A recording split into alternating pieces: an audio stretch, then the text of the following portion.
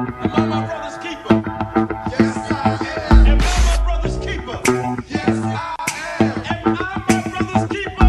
Yes, I am. To this day. Nino Brown Boxing, and I'm back in the building. Shout out to the LDBC. Don't forget to hit that like button and subscribe. So I'm going to get right down to it. When it comes to Gervonta Tank Davis, we saw the performance last night, and it was a spectacular knockout. Now, going forward, the next thing that a lot of people, especially hardcore boxing fans, want to know is, what are the pay-per-view numbers going to look like? And great pay-per-view numbers, it only furthers the narrative that Team Mayweather Promotions, TMT, Leonard Elderby, all of those guys, what they're pushing out there, that Tank Davis is a pay-per-view star. Tank Davis is the A-side. Now, do I personally believe that? No. But I'm only going to speak on this from a business perspective, because at the end of the day, everyone likes to say boxing is a business. And people want to go into these in-depth conversations about purses and splits and pay-per-view numbers and clown one guy's pay-per-view numbers and big up and give props to another guy because he did great numbers. Well, I feel like this is a situation where those type of conversations by fans definitely put undeserving fighters in a horrible situation. So let me talk about it.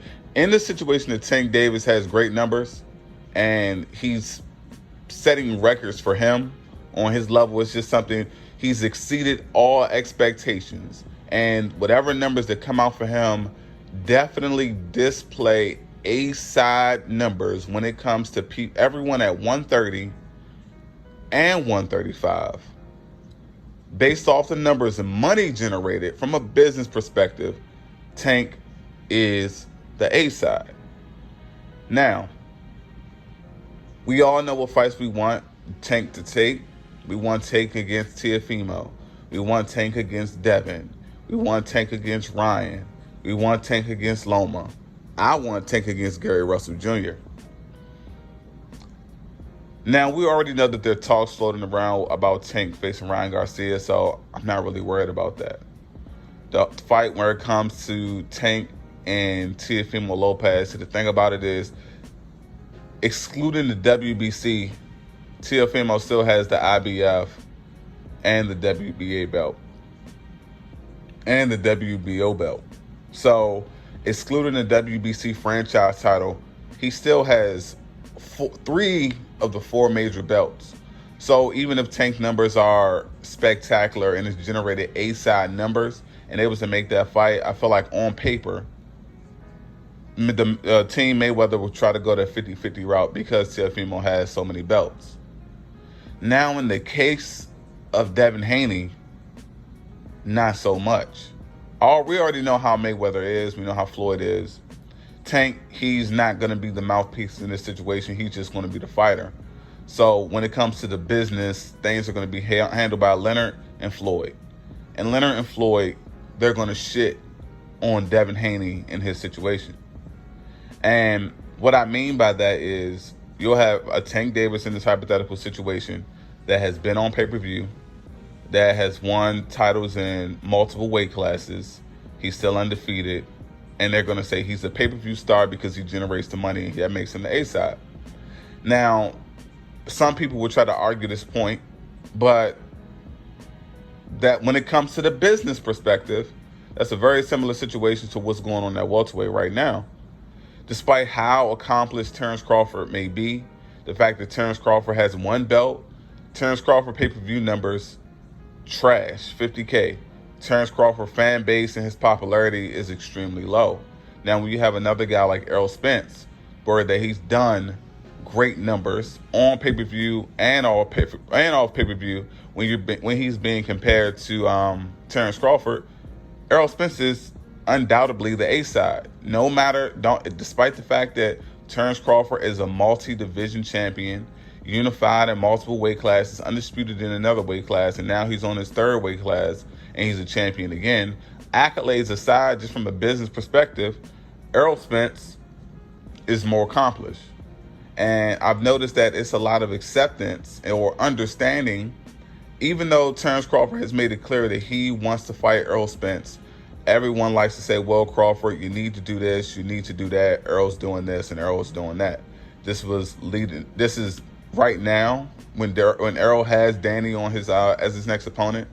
Prior to Mikey, leading up to Mikey, and so on and so on. Terrence Crawford has made it known that he wants to face Errol Spence. Not so much when it comes to the other guys like Sean Porter and your Dennis Ugas. Now, he was interested in facing Keith Thurman before he was interested in facing Errol Spence, but Keith Thurman tried to shrug him off. So when I compare these two situations, and a lot of reasonably thinking people, I'm speaking from a logical place only, not from emotion. Overall, to me, all of this shit is bullshit. I want Tank against Devin, and I want Errol against Crawford immediately. That's my preference. But when people start to talk about the business side of it, they'll tell Terrence Crawford, well, you decided to sign with Top Rank. You're on the wrong side of the street. You decided to go and be with a promoter or under this particular banner, and you're in a welterweight division, and all of these fighters are on the PBC side. Well, in this situation, when it comes to Tank Davis specifically, if Tank Davis is the money man, he's the guy that's putting on pay-per-views, he's the A side. Devin Haney's not with PBC. He's not with Mayweather Promotions, and he had the opportunity to be there. All I want to know is, will people keep the same energy from the business perspective? See, as I keep reiterating that point, because I know people are going to take their focus off what I'm focusing on right now, and that's just strictly business. Because once again, the fighters like to remind us, the promoters like to remind us, and for some odd reason, fans like to remind us the business portion of boxing. So from a business perspective, if Tank numbers are great, if he exceeds all expectations for the current 130, 135 pounders, and he is the A side from a numbers point, will people be in support of him flexing on Devin Haney and saying, Devin, you need to take this smaller purse, something that Devin Haney and his team may feel like they're worth more than that, similar to Terrence Crawford with the Errol Spence situation. I'm just curious about it. It was something that was on my mind. At the end of the day, I want all of these guys to face each other.